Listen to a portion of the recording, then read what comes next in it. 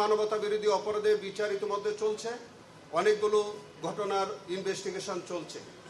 আজকে আপনারা এসছেন, আপনারা সরজমিনে দেখেছেন, আমরা আন্তর্জাতিক মান বজায় রেখে এই বিচার কার্য আমরা পরিচালনা করছি এবং আন্তর্জাতিক মান বজায় রেখে বাংলাদেশে ইন্টারন্যাশনাল ক্রাইমস ট্রাইব্যুনালে যে বিচার কার্য চলছে সেটি আরও স্বচ্ছ এবং নিরপেক্ষ করবার প্রয়াস হিসাবে আজকে আমরা মাননীয় বিচারপতি মহোদয়গণকে আইনের আওতায় আমরা আবেদন করেছিলাম যে তারা ঘটনাস্থলটি সরজমিনে পরিদর্শন করার জন্য।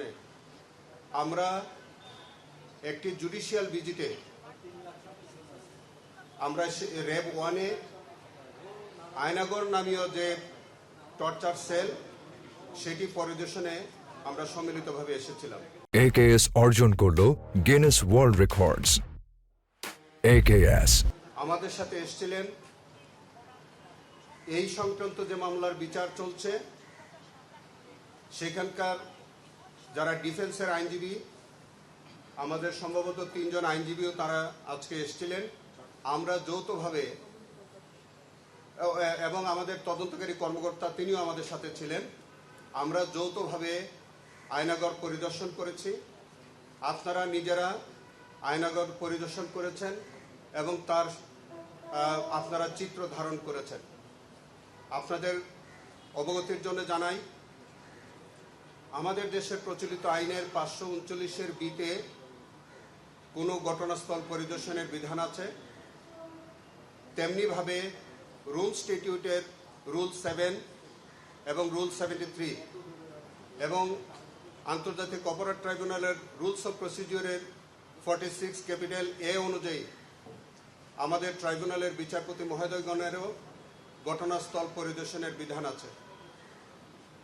আমি আমার কার্যভার গ্রহণ করার পর আমার কাছে মনে হয়েছে যে এই বহুল প্রচারিত যে আয়নাঘর, সারা পৃথিবী এই আয়নাঘর সম্পর্কে শুনে আসছে, সেটি এই আয়নাঘরটি কি, এটি কত নির্মম একটি টর্চার সেল ছিল সেটি জাতির সম্মুখে তুলে ধরার জন্যে এবং আমাদের বিচারে আমাদের মাননীয় বিচারপতি মহোদয়গণ শুধু আমাদের কথা বা কাগজে সেই বিষয়টি যাতে বিবেচনা না রেখে তারা সরজমিনে যাতে পরিদর্শন করে সেটি বিচারে এটার প্রয়োগ করতে পারেন, সেই কারণেই আমাদের এই উদ্যোগটা নেওয়া হয়েছিল।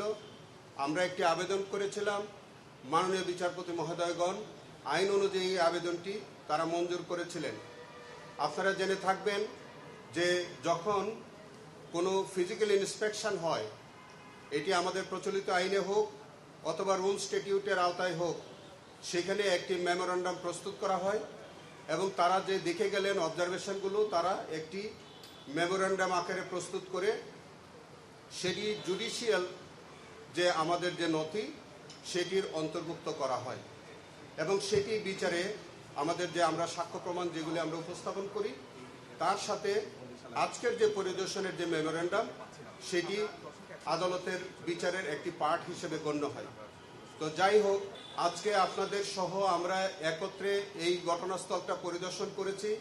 আপনারা দেখেছেন অত্যন্ত ভয়াবহ চিত্র। সেখানে আমরা ছোট বড় 22টি কামরা আমরা পেয়েছি, যে 22টি কামরার মধ্যে অত্যন্ত মানবতারভাবে এইখানে যারা ভিকটিম হতো তাদেরকে ধরে নিয়ে আসা হতো, সেখানে তাদেরকে রাখা হতো দিনের পর দিন, মাসের পর মাস, বছরের পর বছর।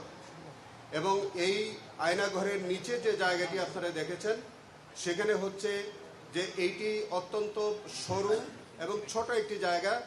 একজন স্বাভাবিক মানুষ লম্বা হয়ে শোয়ার মতো কোনো অবস্থান নাই, বসে থাকতে হবে তাকে, এরকম আমরা সাক্ষ্য প্রমাণে পেয়েছি। এই আয়নাঘরের এই যে ছোট ছোট সরু রুমগুলোর মধ্যে দিনের পর দিন, মাসের পর মাস, এমনকি বছরের পর বছর তাদেরকে হাত বেঁধে চোখ বেঁধে রাখা হতো এবং সেইভাবেই তাদের উপরে বিভিন্ন রকমের অত্যাচার নির্যাতন করা হতো। কাউকে কাউকে দীর্ঘদিন পরে ছেড়ে দেওয়া হতো, বিভিন্ন মিথ্যা মামলায় তাদেরকে দেওয়া হতো এবং অনেকেই মেরে ফেলা হতো। এবং সেরকম কয়েকজন ভিকটিম 5ই আগস্টের পরে আমাদের তারা উদ্ধার পেয়ে তারা এসছে তাদের সম্পর্কে বিচার চলছে, সেই সম্পর্কে আপনারা ইতিমধ্যে অবহিতও আছেন। আমরা এখন পর্যন্ত গুম খুনের শিকার প্রায় 250-র অধিক গুম যারা গুমের শিকার হয়েছেন তাদের এখন পর্যন্ত আমরা সন্ধান পাইনি যে তারা কোথায় কি অবস্থায় আছে। তার মধ্যে ইলিয়াস আলী, সুমন সহ এরকম অনেকেই আছেন। আজকের যে আয়নাগরটি আপনারা পরিদর্শন করেছেন সেখানে ভিকটিমদের মধ্যে অন্যতম আমাদের ব্যারিস্টার আরমান, তাকে ওখানে রাখা হয়েছিল বলে তার বর্ণনা থেকে আমরা যে রুমটি আমরা অনুমান করেছি সেই রুমটাও কি আমরা দেখেছি, সেই রুমটার সন্ধানও আমরা পেয়েছি, এর আগেও পেয়েছি। আমরা এইটাও আমাদের বিভিন্ন বর্ণনা থেকে, আমাদের বিভিন্ন সাক্ষী থেকে বা তদন্ত থেকে এইটুকুনও আমরা পেয়েছি, আজকের মাননীয় স্বরাষ্ট্রমন্ত্রী জনাব সালাউদ্দিন আহমেদকে এই র্যাব 1-এর আজকের যে আয়নাগর সেখানে কোনো একটি কামরায় তাকেও রাখা হয়েছে এবং পরবর্তীতে ভারতে নিয়ে তাকে ছেড়ে দেওয়া হয়েছে। সেটাও আমরা প্রাথমিক ইনভেস্টিগেশনে আমরা ইতিমধ্যে পেয়েছি। আরও অনেক বিষয় আমরা পর্যায়ক্রমে পাচ্ছি এবং এরকমই আরেকটি জেআইসি আছে আমাদের সেনাবাহিনী ক্যান্টনমেন্টের ভিতরে, ডিজিএফআই এর যে অফিসের একটি জায়গায় আছে। আমাদের মাননীয় বিচারপতি মহোদয়গণ সেখানেও আদেশ করেছেন আমাদের আবেদনের প্রেক্ষিতে আগামী শনিবার একইভাবে সেই জেআইসিটি পরিদর্শন করবেন। আপনাদের অবগতির জন্য জানাচ্ছি যে টিএফআই বা টাস্ক ফোর্সেস যে ইন্টারোগেশন সেল যেটা আজকে আপনারা দেখলেন, যেটাকে আমরা ওইটা আয়নাগর নামে পরিচিত, সেখানে আমি একটা আইনগত অবস্থান আপনাদের কাছে তুলে ধরতে চাই। আমাদের বাংলাদেশের সংবিধানের আর্টিকেল 33 সেখানে বলেছে যে কাউকে যদি গ্রেফতার করা হয়, কাউকে যদি আটক করা হয়, তাকে 24 আওয়ার্সের মধ্যে নিকটতম ম্যাজিস্ট্রেটের কাছে তাকে প্রডিউস করতে হবে। শুধু তাই নয়, আর্টিকেল 33-তে সেটাও বলেছে যে কাউকে গ্রেফতার করা হলে সেই কেন তাকে গ্রেফতার করা হলো সেই বিষয়টি তার পরিবারকে অবহিত করতে হয়। কিন্তু এই ক্ষেত্রে যাদেরকে আটক করা হতো, যাদেরকে দিনের পর দিন বন্দী করা হতো, তাদেরকে কিন্তু এরকম কোনো এই আর্টিকেল 33 তারা কমপ্লাই করতেন না। শুধু তাই নয়, আমাদের প্রচলিত যে আইন ফৌজদারি কার্যবিধির 161 এবং 167 এখানেও কিন্তু পরিষ্কার বিধান আছে যে কাউকে যদি আপনি গ্রেফতার করেন তাহলে 24 আওয়ার্সের মধ্যে নিকটতম পুলিশ অথবা ম্যাজিস্ট্রেটের কাছে হাজির করতে হবে। এই ক্ষেত্রেও এই আয়নাগর নামীয় জায়গায় যাদেরকে দিনের পর দিন, বছরের পর বছর যাদেরকে বেআইনিভাবে আটক করে বন্দী করে রাখা হয়েছে, তাদের বেলায় যেমন আমাদের সংবিধানের আর্টিকেল 33 লঙ্ঘন হয়েছে, তেমনিভাবে সেকশন 61 এবং 167 এর সিআরপিসির একটা গুরুতর ভায়োলেশন কিন্তু তাদের হয়েছে। এইটি যেমন এক ধরনের অপরাধ হয়েছে, অন্যদিকে তারা এই যে দিনের পর দিন বন্দী করেছে, গ্রেফতার বা তাদেরকে আটক রেখেছে, খুন করেছে এবং ডিজেপিআর করার মতো যে ঘটনাটা ঘটেছে, এইগুলি সবগুলো হচ্ছে মানবতা বিরোধী অপরাধ।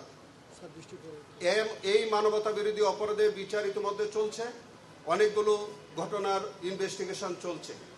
আজকে আপনারা এসছেন, আপনারা সরজমিনে দেখেছেন, আমরা আন্তর্জাতিক মান বজায় রেখে এই বিচার কার্য আমরা পরিচালনা করছি এবং আন্তর্জাতিক মান বজায় রেখে বাংলাদেশে ইন্টারন্যাশনাল ক্রাইমস ট্রাইব্যুনালে যে বিচার কার্য চলছে সেটি আরও স্বচ্ছ এবং নিরপেক্ষ করবার প্রয়াস হিসাবে আজকে আমরা মাননীয় বিচারপতি মহোদয়গণকে আইনের আওতায় আমরা আবেদন করেছিলাম যে তারা ঘটনাস্থলটি সরজমিনে পরিদর্শন করার জন্য।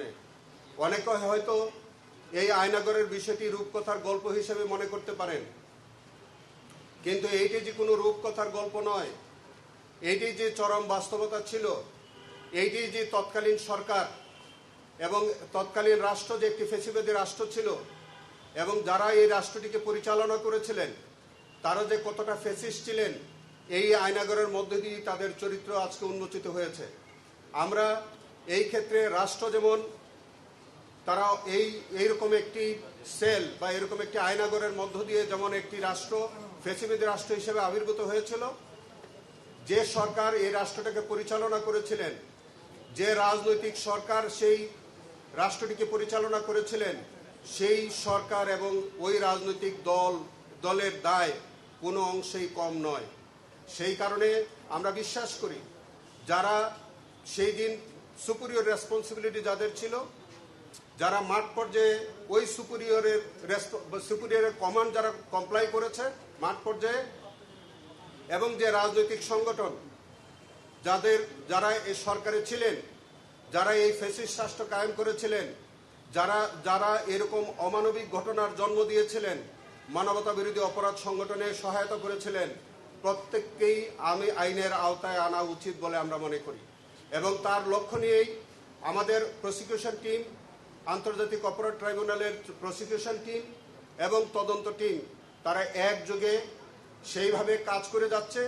আমরা আপনাদের কাছে এই ওয়াদা করতে চাই, প্রতিশ্রুতি দিতে চাই, আমরা অত্যন্ত স্বচ্ছতা, নিরপেক্ষতা এবং আন্তর্জাতিক মান বজায় রেখে আমাদের এই ট্রাইব্যুনালের কার্যক্রম ভবিষ্যতেও পরিচালিত হবে। আপনারা ভালো থাকবেন। ধন্যবাদ। আসসালামু আলাইকুম।